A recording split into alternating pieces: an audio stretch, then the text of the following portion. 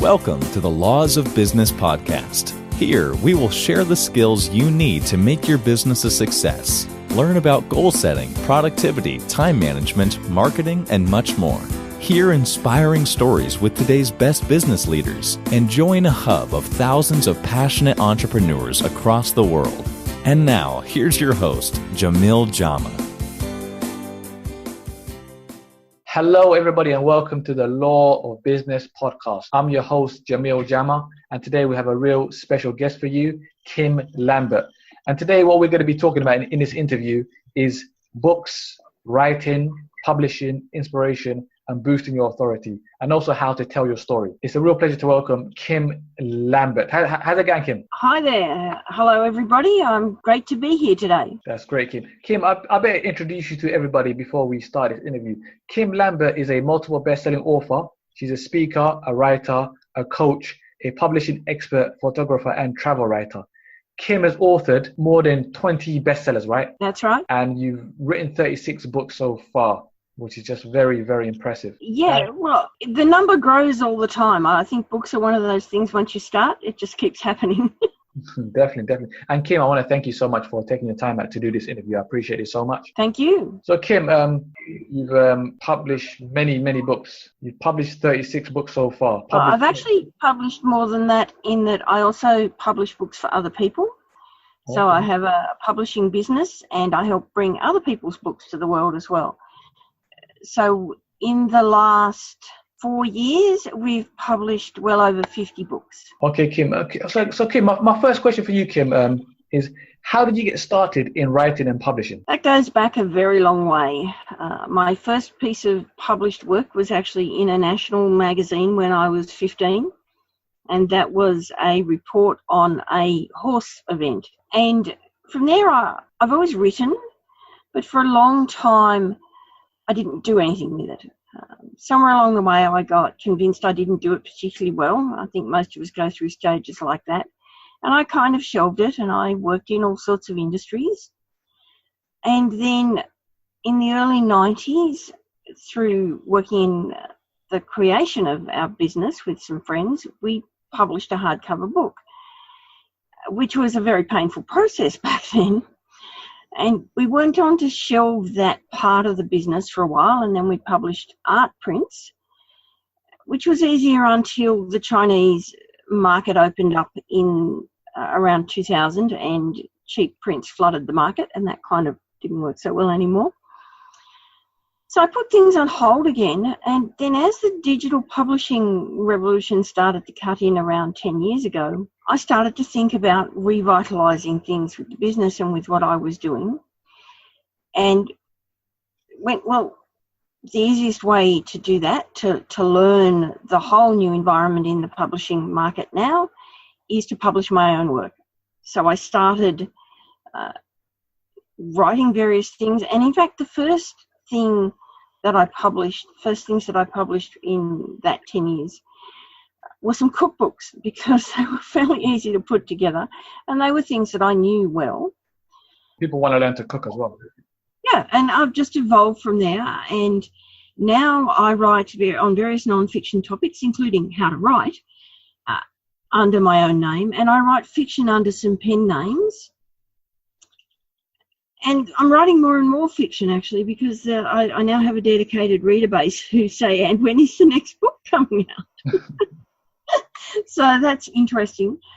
And my focus on the non-fiction side is very much more about the writing and helping people write, because I know that I spent those years in my life where something about, whether it was the way things were said to me at school or uni, or whether it was just attitudes from people around me, but something convinced me that I really couldn't write very well. So I didn't do it for a long time. And yet I have now a band of dedicated readers who ask me when the next book's coming out. So obviously I was living in delusion land for a long time. And a lot of the authors I talked to went through that as well. A lot of people I talked to are convinced nobody would be interested in a book by them. So it's a bit of a campaign of mine to convince them, based on what I went through starting out, that actually, yes, there are people who will value their stories. Definitely. You must have a fan somewhere in the world. Somebody that's going to be interested in your story. Somebody that can relate to your story and can benefit. Yes. In a global market where we can now get global exposure for a book easily, it is pretty much impossible that there isn't somebody out there, and usually thousands of somebodies out there, who are interested in what you've written. There's like 7.5 billion people in the world now, and I don't know how many people have access to the internet. It could be, I'm not too sure, 1.5 billion or 2 billion. It's more than that, apparently. It's something like 50% of global population, because the whole smartphone thing has proliferated all over Africa and India and China and boosted those access numbers massively. People can definitely find fans or people that can relate to their story somewhere in the world. Yes. As you said, it's almost impossible not to find someone. Yes. So Kim, there's a quote: "The best time to start was yesterday. The next best time to start is now." Why is now the best and easiest time ever for a business owner to write a book? The answer to that comes in two parts. So the first part is understanding what it was like to be trying to become an author until about 7 or 8 years ago.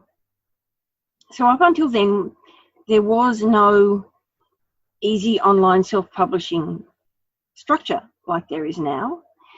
And there were no businesses designed around helping people publish their books using those kind of tools. So if somebody wanted to self-publish until sort of 7 or 8 years ago, it was put in thousands of dollars of your own money or pounds or whatever your currency was, and go and get paperbacks printed locally and have thousands of books in your garage, because you had to order thousands to get the deal done, and hope that somebody would buy it and you could find somewhere to get it sold. Or the only other option was to go to the traditional publishing companies, who might choose one out of every 100,000 manuscripts submitted to them, because their ability to print things was limited. They had to be sure that a book they picked up, before they spend money on printing, on their salespeople going out and pushing it, on shelving for it to go on in bookshops, on all of that stuff before they ever saw a sale, they had to be really certain that your book would sell at least 5,000 copies in their local market, because it wasn't a global market, it was regional. So there were very few books that the big companies would pick up to publish, because they didn't have the reach to guarantee those kind of sales for anything except things with a fairly broad public interest.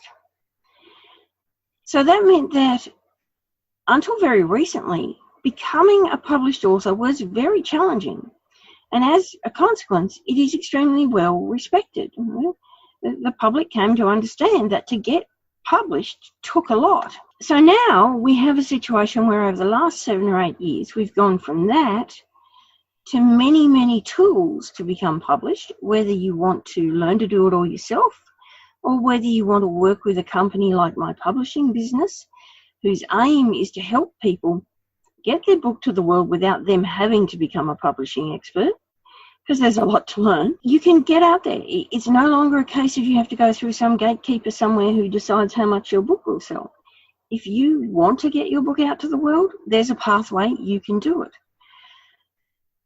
But that respect for someone as an author hasn't changed. If you're a business person, 90% of your customers will regard someone with a published book as a significant authority, as an important person, and as having made a major achievement.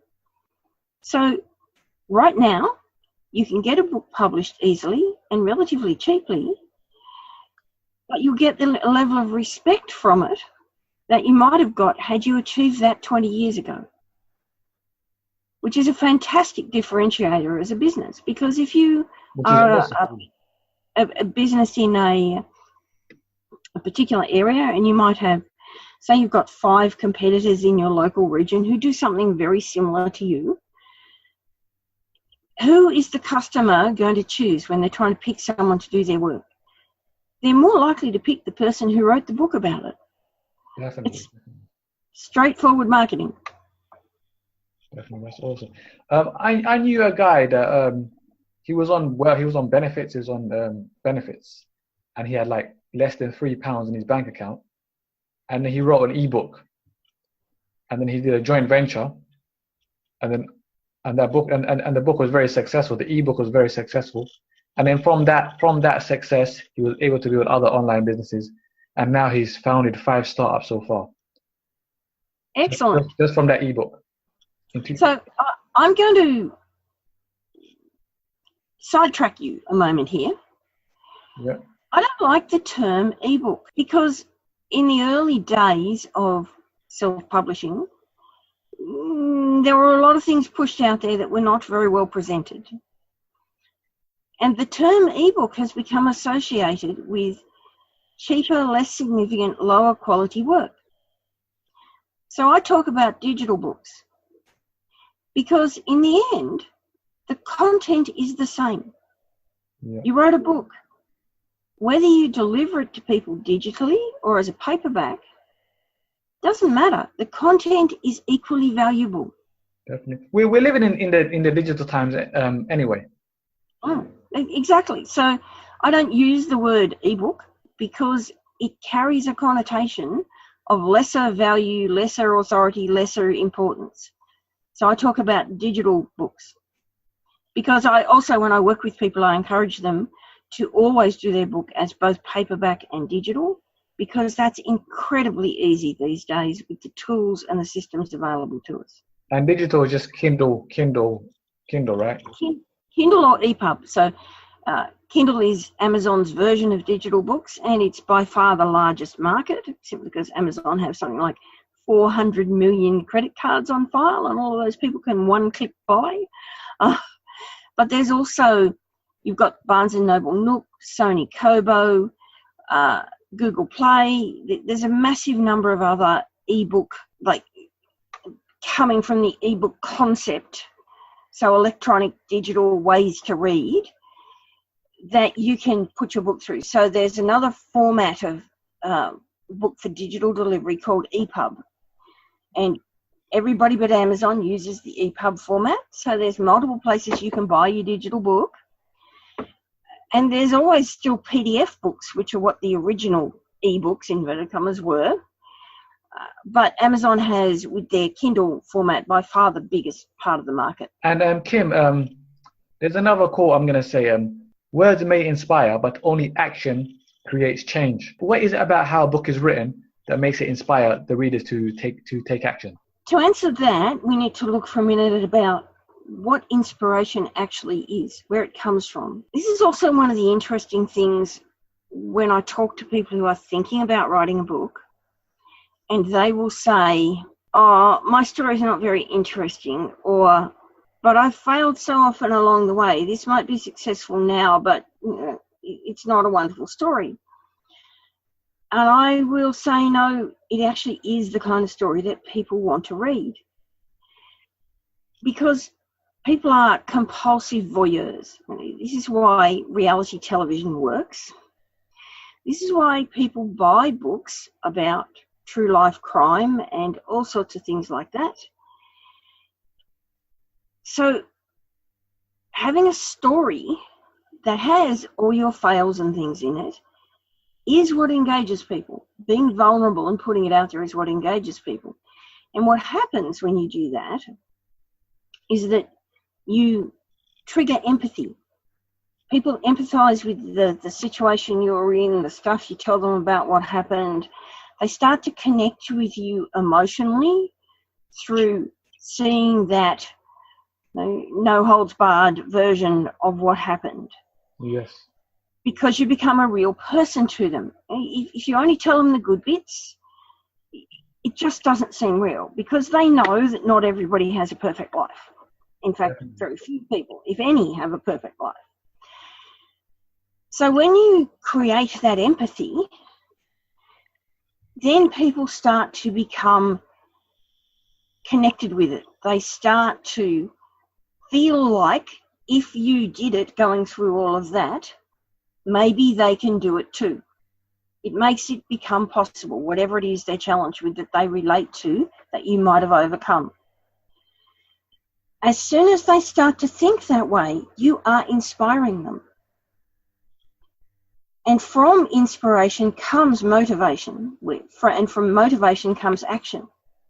But you don't actually get motivation without something inspiring you to move forward, to do something.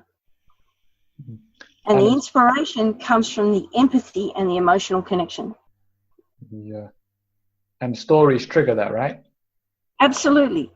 If you think about, let's look at YouTube, for example. Why do people go and watch all these little videos that some random person made? Because they're connecting with the person. Why do movies work?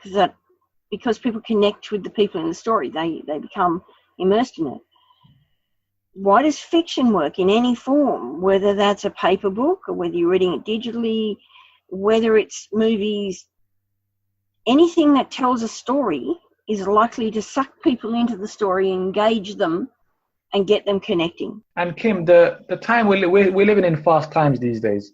Me and you, we connected very quickly online. And when we send emails, it arrives quickly.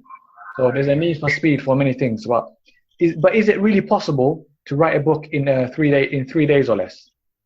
Absolutely, especially for nonfiction. So if you're a business owner, usually the book you're going to write, at least the first book you're going to write, is going to be about the skills area that you have in your business. So whatever your business is, there'll be some things that you do or your business delivers, or there'll be skills that you have that allow you to operate that business. And that bring you customers because they want that skills and knowledge from you. So to write your first book as a business owner, a book that will bring you more customers going forward, the first thing to do is to identify which bit of what you know you're going to write about. Because what most people do is fall into one of two traps when they first think about it. They go, oh my God, I know so much about my topic. I'll just have to write an encyclopedia to tell everybody everything because I can't leave anything out. Or they go the other way and they go, there's so much, I don't know where to start. I can't write anything. Getting past that point is what lets you then do things fast. Because the thing to realize is that your customers come to you for you to solve a problem for them. Whatever it is you do solves a problem for the people that buy your services or your product. And you talk to those people every day, whether that's in email, in person, in a shop, online, it doesn't really matter where, but you talk to them, you answer their questions. You've probably written a whole bunch of FAQs about what you do. You might have some standard canned email responses to certain types of questions. You might have things where if you're standing in a physical shop front, where there are days where you feel like you want to push a button on yourself and say, recording, answer to question number 300, say it again for the 10th time today. Those are the things that let you write the book fast, because you know what the top 5 questions are that your customers always ask you. That means you know the top 5 things that people want to know about your product or skill area. So you pick the top one, and that's your book topic for your first book. So instantly, you don't have to work out how much to tell them or what to talk about. You know what to talk about. They tell you every day. Then you can sit down and think about how you answer that question every day and break down your answer into segments, which become your chapters, and then you can put your detail into that. And you've probably already got 70 or 80% of your material in those FAQs, standard answers, standard emails, stuff on your website, blog posts. Most of it's already there. You just need to package it into the right format and write some small extra bits that link the pieces together and make it flow as a book. So I have a process that I can run in a 3-day course with people that takes them through those steps, from the idea to having it actually written to a very solid first draft ready for the final edit by the end of the 3 days. Because it's about letting go of the idea of needing to write everything you know and narrowing in on the thing that your potential readers most want to know. That's awesome, Kim. Thank you so much. And Kim, if anybody wanted to know how to write a book, be inspired, and also how to tell their story, where can they contact you? It's at dreamstonepublishing.com, right? That's correct. dreamstonepublishing.com. Kim, and if they search dreamstonepublishing.com on Amazon, they will find all the books we've published. There's quite a range of things there. So dreamstonepublishing.com. That can be found on Amazon as well, right? Yes. That's awesome. That's awesome, Kim. Kim, I want to thank you so much for coming on the podcast to tell us how to write books. Thank you. Always a pleasure. Everybody, we hope you enjoyed this interview with Kim Lambert. We hope you've gained valuable knowledge on how to write your own book, on how to tell your story, on how to take action. And we hope this interview has inspired you. And I want to thank you all very much for listening. I'm Jamil Jama. This is The Law of Business, and that was Kim Lambert, a story. Thank you all very much for listening. Thanks for listening to the Laws of Business podcast. Find out more about us on thelawsofbusiness.com. Thank you for being a part of our journey.